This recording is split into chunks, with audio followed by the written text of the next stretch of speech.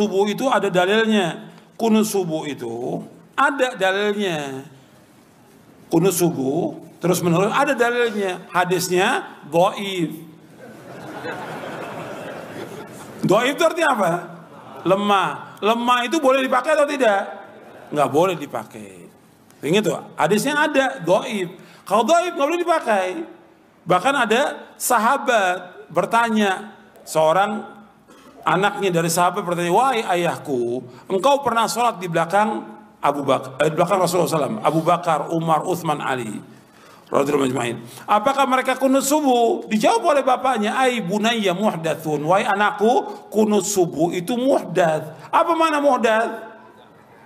Beda. Bahkan lebih tegas lagi di Sunan Nasa'i dijelaskan, ai bunayya bid'atun, wahai anakku, kunut subuh itu bid'ah.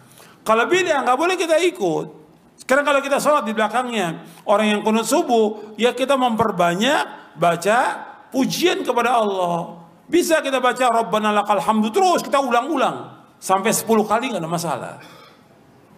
Bahkan Nabi pernah membaca li rabbil hamdu li rabbil hamdu li rabbil hamdu li rabbil hamdu terus sebanyak-banyaknya. Bab saat itulah saat memuji kepada Allah. Mereka kunut, biarkan mereka kunut. Kita baca pujian kepada Allah. Jangan ikut kunutnya dia. Tapi kalau dia sujud, wajib ikut. Karena kita bermakmum dengan imam. Nggak boleh kita menyalahi imam. Tapi ketika dia berbuat beda, nggak boleh kita ikut bedanya. Jelas? Jadi ini udah masalahnya sudah jelas. Jangan nanti dibilang lagi, ini kan masalah khilafiyah. Masalah ijtihadiyah. Kalau bid'ah nggak ada ijtihadiyah, udah beda ya bid'ah. Nanti dibawa lagi hadis yang nggak ada asalnya, ikhtilafu ummati rahmatun, ikhtilaf umatku rahmat. Kalau gitu kita balik, bersatunya umatku adalah azab. Nggak terima dia. Karena ini memang nggak ada asalnya hadis ini, ikhtilaf nggak ada asalnya. Nggak ada dari Nabi, nggak ada dari sahabat, nggak ada sama, nggak ada asalnya sama sekali.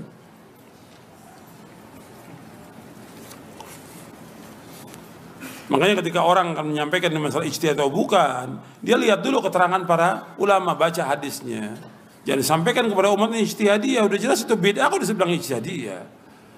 Nanti semua orang bilang, saya melakukan beda ijtihadiyah. Yang buka siapa? Yang buka pertama kali ya ustadz juga ini, doktor-doktor. Dibilang ijtihadiyah. Artinya apa? Yang lain ngikut. Ini kan ijtihadiyah.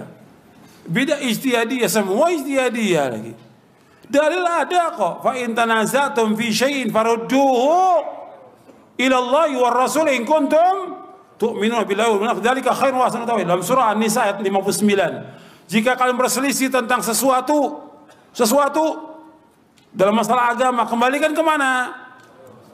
Kepada Allah. Kepada Allah, kepada mana? Quran.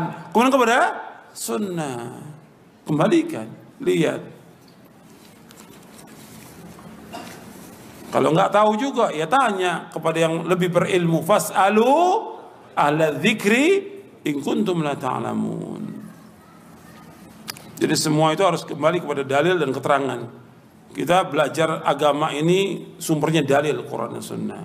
Jangan kemudian mengikuti orang banyak. Jangan. Qunut subuh ini tidak ada contohnya dari Rasulullah sallallahu alaihi wasallam. Ya. Perhatikan ya ikhwan fillah azakumullah. Rasulullah sallallahu alaihi wasallam hadis Anas yang mengatakan kana sallallahu alaihi wasallam yaqnutu fil fajri hatta faraqal hayah. Rasulullah sallallahu alaihi wasallam qunut pada salat subuh sampai meninggal dunia. Ini hadisnya lemah. Hadisnya lemah. Yang benar adalah hadis Anas yang tadi kita sampaikan, bahwa Rasulullah sallallahu alaihi wasallam qunut selama 1 bulan berturut-turut, mendoakan pada salat zuhur, maghrib, salat zuhur, asar, maghrib, isya, subuh, mendoakan suku-suku yang membunuh apa? Dai-dai yang diutus oleh Rasulullah sallallahu alaihi wasallam. Ini hadisnya sahih. Kemudian coba kita pikirkan, seandainya Rasulullah sallallahu alaihi wasallam qunut setiap subuh sampai meninggal dunia, ya, pasti makmum yang di belakang ini akan menghafal doa-doanya itu. Tidak mungkin Rasulullah mengangkat tangannya kemudian berdoa dengan suara yang jahar, diangkat tangannya dengan suara yang jahar lalu tidak dihafal oleh makmum-makmumnya, tidak mungkin. Dan Rasulullah SAW doanya itu divariasikan, ya, terkadang bunyinya begini, terkadang doanya ini, terkadang doanya begini, terkadang doanya begini. Seperti contohnya apa? Du'aul iftitah, banyak sekali apa? Bentuk-bentuknya. Demikian juga kalau seandainya Rasulullah SAW setiap hari dia qunut subuh, pasti doanya itu bervariasi, berbeda-beda. Kalau itu terjadi, pasti sahabat-sahabat yang meriwayatkannya kepada kita banyak.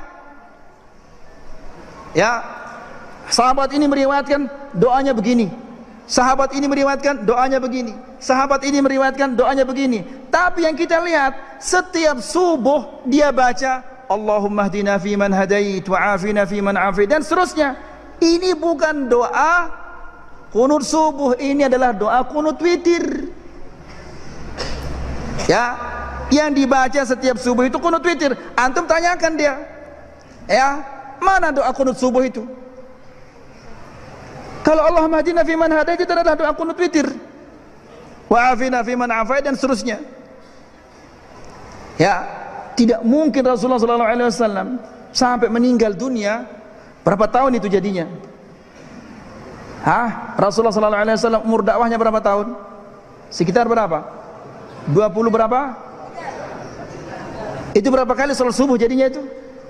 Banyak kali. Ya, itu berarti doa kunutnya akan bervariasi yang begitu banyak variasinya. Kalau itu terjadi, maka banyak sahabat-sahabat yang meriwayatkannya kepada kita. Tidak ada sahabat-sahabat meriwayatkan, berarti itu tidak pernah terjadi. Masa doanya yang kecil suaranya saja dihafal? Ya, seperti doa apa? Doa salatul janazah yang disampaikan oleh sahabat itu. Dia mengatakan hatta lamasa thiyabi thiyabah, sampai bajuku ini nempel di bajunya Rasulullah SAW. Lalu saya mendengar sampai-sampai dia mengatakan, seandainya saya yang mati ini, saking indahnya doa itu, Allahumma ighfirlah, Allahumma ighfirlah warham wa'afi wa'fu anhu wa akrim nuzul, dan seterusnya. Doa yang kecil suaranya itu dihafal. Masa diangkat tangan kemudian dengan suara yang besar lalu tidak dihafal? Enggak mungkin.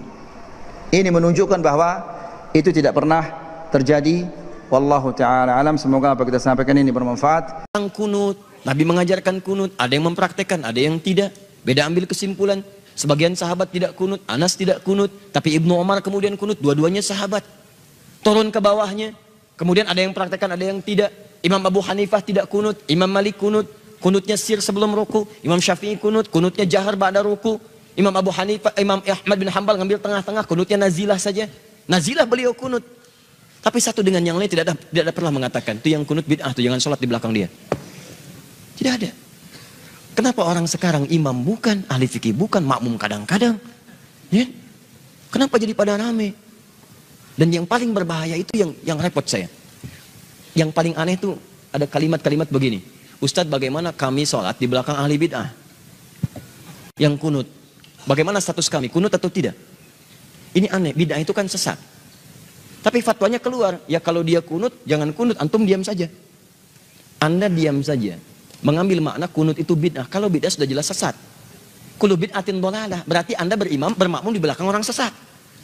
Tapi yang paling aneh, Anda katakan itu orang sesat, tapi Anda katakan boleh sholat di belakang dia. Itu kan lucu menurut saya. Tidak ada kaidah dalam fikih seperti itu. Yang satu salah persepsi menyebut orang ini sesat.